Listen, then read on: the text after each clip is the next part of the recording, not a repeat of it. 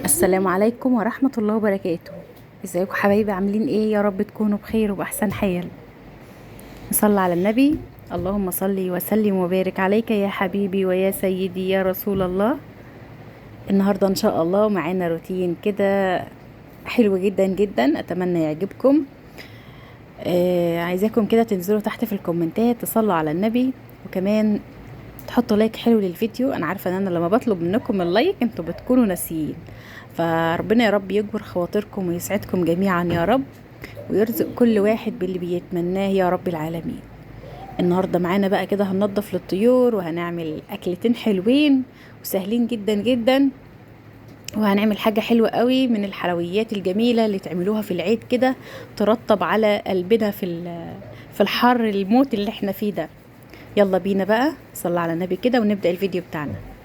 اول حاجة كده يا حبايبي، وانت كده قايمة تصلي الفجر، خدي معاكي كده الحوض والصبانة بتاعت الحوض والحمام، ادعكيهم كويس كده. عندك حوض 2 اللي موجود عندك، لو عندك حنفية المهم انك كده ايه، ندعة صابون او رشة اريال او اي حاجة، اغسلي بيها كده الحوض بتاعك كده ولمعيه وشطفيه كده. ده وانت بتتوضي، يعني بصي وانت بتغسلي كده وشك وبتتوضي، خدي معاكي كده الحوض فوم، يفضل معاكي كده الحوض بتاعك نظيف، والمطبخ بتاع المطبخ ايه والحمام بتاعك كده نظيف طول النهار.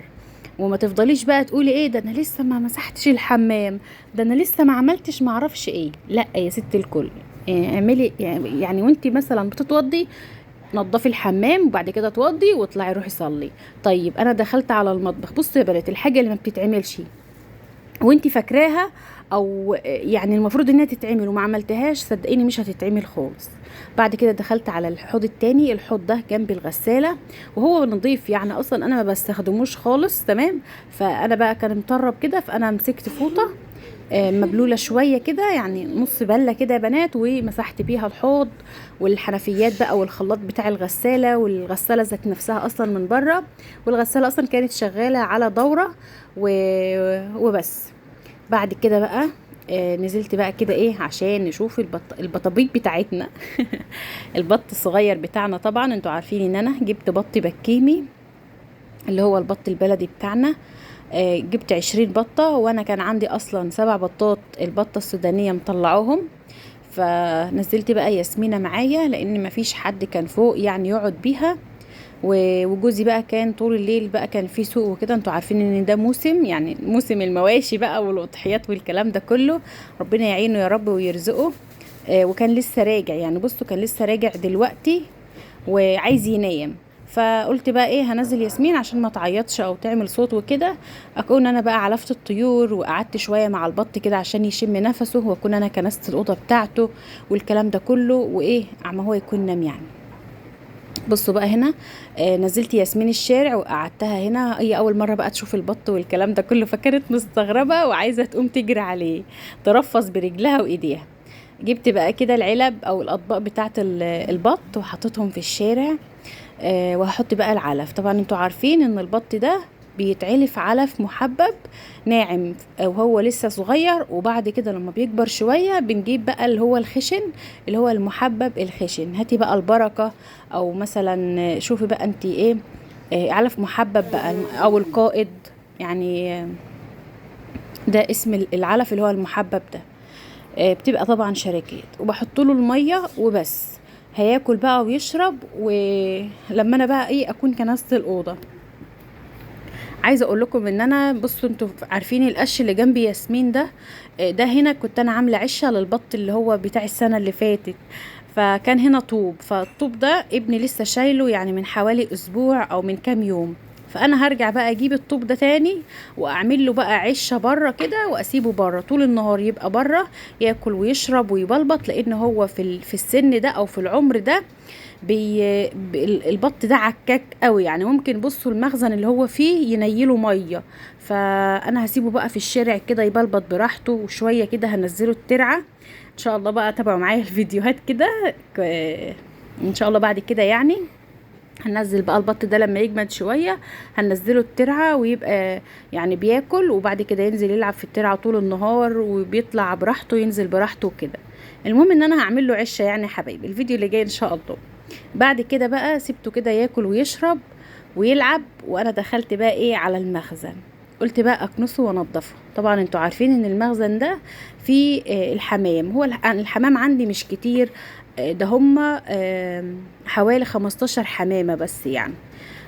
فالمهم، اللهم صل على النبي، انا حبساهم اصلا. فالاوضه يعني تحسوها بقى هتضيق شويه على البط، فاحسن حاجه ان انا اطلعه في الشارع. وبعد كده طلعت فطرت، وعملت بقى كده كوبايه نسكافيه طبعا بدون سكر، وشريحتين من التوست كده على حته جبنه، وده كان فطاري. وبعد كده يا حبايبي قلت بقى اعمل خلطة السمك او التتبيلة بتاعت السمك المشوي ده بوري وانا هشويه. عملت بقى فلفل وحزمة من الكزبرة والبقدونس والشبت، وفلفل الوان شطة واخضر واحمر وليمون. تمام. وحطيت بقى بهارات السمك اللي احنا عاملينها مع بعض، عاملين مع بعض بهارات اللحمة اللي هي البهارات السبعة، وعاملين مع بعض البهارات بتاعت السمك. حطيت كمان طماطمايه وفرمت وملح وفرمت كل ده كله مع بعضه. وطبعا توم، ما ننساش التوم. اللهم صل على النبي.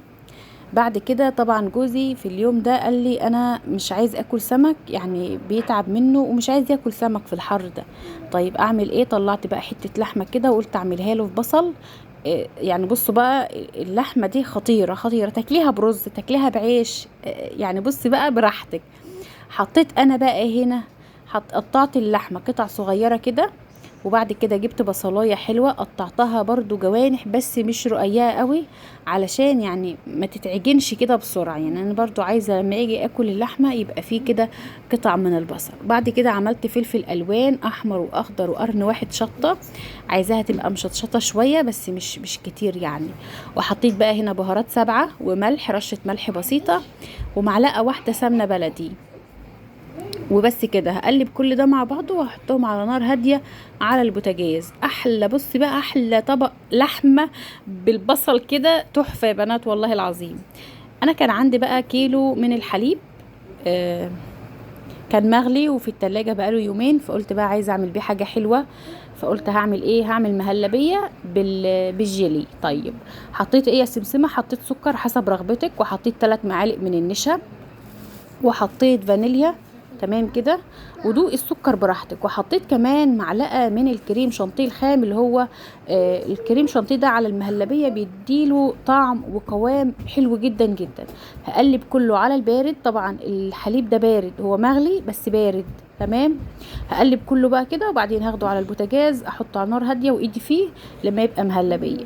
تعالوا بقى نحضر الجيلي. معايا كيس من الجيلي، فراولة مش زي ما تحبي طبعا، اللي براحتك يعني. ده كيس واحد من الجيلي، وهحط عليه معلقتين من الجيلاتين اللي هو البودرة، وهحط عليه بقى ايه 2.5 كوباية من المية، كوبايتين مية مغلية ماشي. وهرجع احط مكعبات تلج، يعني حوالي نص كوباية. التلج هيبقى نص كوباية مية، يعني الإجمالي كله 2.5 كوباية. السكر بقى حسب رغبتك، مع ان الجيلي ده بيكون عليه سكر، بس انا بحب اضيف سكر يعني عشان يبقى ايه، الولاد يعرفوا ياكلوه، بيحبوا الحاجة يعني ايه مسكرة لان ده حاجة حلوة يعني. المهم يا حبايبي، هنا بقى بعمل ايه؟ جهزت الاطباق والكاسات بتاعتي، وهنا هاخد بقى كده حوالي نص كوباية من التلج، هحطها على المية المغلية بالجيلي ده. بس كده، وكده الجيلي بتاعنا جهز وخلاص. هكمل بقى كده المكعبات دي وادخلها اللي على الفريزر تاني، يعني عشان ايه تجمد بقى المرة تانية او كده. بصوا بقى، دي الطماطم، كان عندي كده شوية طماطم في التلاجة، يعني لقيتهم زحمة كده، ويعني قلت ايه اعملهم صلصة وعينهم يعني صلصة كده المحشي او مكرونة او حاجة في الفريزر. طيب اللهم صل على النبي، انا ما حطيتش اي مية على الطماطم، قطعتها بس وحطيتها في حلة وغطيت عليها على نار هادية، هي بقى هتستوي كده مع نفسها. بصوا المهلبية بقت عاملة ازاي، ولا مكلكعة ولا مكتلة ولا اي حاجة خالص. هتاخدي بقى كده مهلبية قشطة، تاكلي كده كأنك بتاكلي قشطة. بس كده، كده جهزت وبقت زي الفل. طالما عملت بك بك بك كده وتقلت خلاص بقى. بصوا يعني تحفة بصراحة. معلقه الكريم شانتيه الخام دي سر من الاسرار اللي لازم تعملوها، وكمان بتديها كده طعم حلو، تحسوا كده يعني في ريحه كراميل فيها ما تعرفوش بقى يا بنات، والله لازم جربوها هتعجبكم. جبت الكاسات وهصب كده يعني نصصها، يعني هنصص بقى كده لان احنا لسه هنحط طبقه من الجيلي. طيب انا لسه هحتاج بقى كاسات وكوبايات تاني. عملت لي كميه حلوه، بس وقت الاكل بقى يعني بصراحه رهيبه، تخلي الواحد ياكل بدل الطبق 2 و3. هسيب بقى كده المهلبيه بتاعتنا تهدى شويه وتتماسك كده، وبعد كده هصب الجيلي بتاعنا. وبعد كده يا حبايبي هنسيبها شويه، يعني حوالي نص ساعه بره الكلام ده كله يهدى كده، وبعد كده هندخلها على التلاجة بتجمد بعد ساعة وبتبقى زي الفل، وتقدميها بألف هنا وشفا يا رب العالمين. الولاد بيفرحوا بيها قوي، وانا عملتها قبل كده كتير قوي السنة اللي فاتت، واللي قبلها كمان عملتها كتير في رمضان، ومن الحاجات اللي ولادي بيحبوها، وبيبقى كده طعم يعني ميكس كده بين المهلبية وبين الجيلي، فيعني اختصرنا لهم الموضوع. هنا بقى المهلبية مهلبية الطماطم كانت بتستوي، وهنا بقى كنت بعمل شوية كشري عدس كده مع السمك. هتقولوا لي ليه؟ هقول لكم يعني ولادي بيحبوا الكشري العدس ده مع السمك. وهنا اللحمة بتاعت بقى جوزي كده، مش قادرة اقول لكم الريحة عاملة ازاي. الريحة يا بنات خطيرة خطيرة خطيرة. سمورة بنتي بقى ربنا يا رب يبارك لي فيها، قالت لي يا ماما انا هروح امسح البلكونة، فجزاها الله كل خير، جزاها الله كل خير. سقت الزرع بقى كده ميه. طبعا احنا بنسقي الزرع، عشان اللي سألوني الزرع ده بيتسقي مرة واحدة بس في اليوم. لو في الشتاء مرة واحدة او كل يومين مرة، تمام. في الصيف انا بسقيه الصبح شوية، يعني انا بسقيه مرة واحدة بصراحة. بس انت ممكن لو الجو حر قوي عندك ممكن يعني نسقيه الصبح والمغرب، بس ما نكترش ميه. طبعا هتقولوا لي يا سمسمه ما تكتريش ميه عشان يعني الزرع ما يعفنش. لا يا حبايبي، ما هو العلبه بتاعت الزرعه اصلا من تحت انا مخرماها، في اي ميه زياده بتنزل يعني عمره ما يعفن ولا عمره يتعجن ولا الكلام ده كله، لان في يعني منفساله من تحت. هنا بقى سمورة كانت بتمسح البلكونة، وانا بقى دخلت علشان اخد السمك ده واروح علشان اشويه.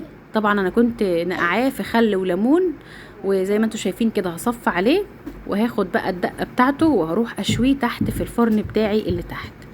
وده بقى بعد ما شوينا وخلصنا وجهزنا بقى غدانا. السمك شكله يفتح النفس، وكمان اللحمة شكلها يفتح النفس برضو، ريحتها جميلة جدا. بس طبعا انا عملت كده طبق سلطة محترم، واكلت سمكتين حلوين برضو. بصراحة ما اكلتش كشري خالص. وده كان غدانا.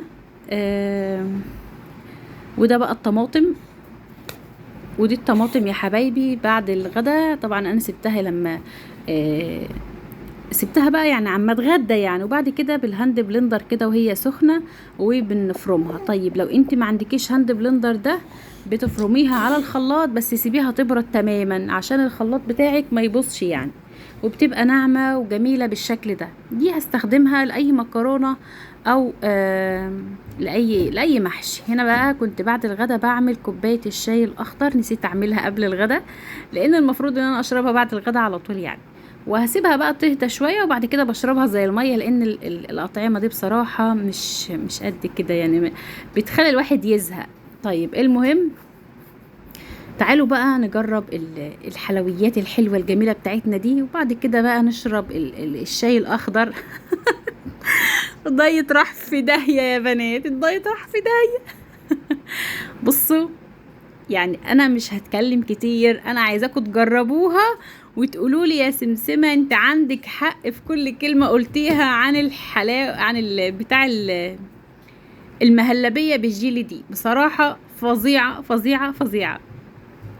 طيب بما ان النهاردة كنت عند الدكتور بقى، النهاردة كان يوم الحد وانا كنت عند الدكتور، والمفروض ان انا كنت رحت له من اسبوع. فانا يا بنات خسيت اول اسبوع 3 كيلو، وتاني اسبوع 2 كيلو. الدكتور بيقول لي ليه كده يا سمسمة؟ قلت له انا اتحسدت يا دكتور، اتحسدت. قعد يضحك. اللهم صل وسلم على ان انا قصرت شويه في شرب الميه وما بمشيش خالص. المهم اكلنا الجيلي ودي الاطباق بقى بعد ما خلصناها. وعايزه اقول لكم بقى ان محمد ابني بالليل كان ايه يعني، انا بصراحه قاعده كده كنت بظبط فيديو تمام، ولقيته راح جاب البطيخ وقعد ياكل وحاطط التليفون على حامل كده صغير عندنا. معرفش الواد بيجيب الافكار دي منين، ده انا عمري ما فكرت ان احط التليفون بتاعي على الحامل ده. والله العظيم بصوا انا اتفاجئت، حتى النور كان طافي، يعني نور الاوضه كان طافي وهو قاعد، انا سايباه بيلعب على فكره وانا كنت قاعده على التليفون. بصوا ابهرني عيل فظيع.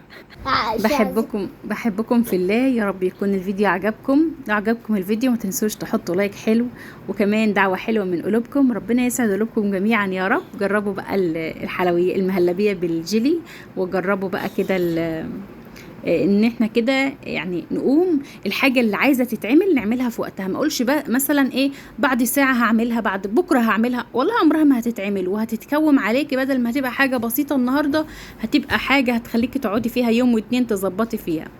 بلاش نكسل دايما كده، نتوكل على الله دايما كده، قولي يا رب يا رب عيني وقويني. بحبكم في الله، سلام عليكم.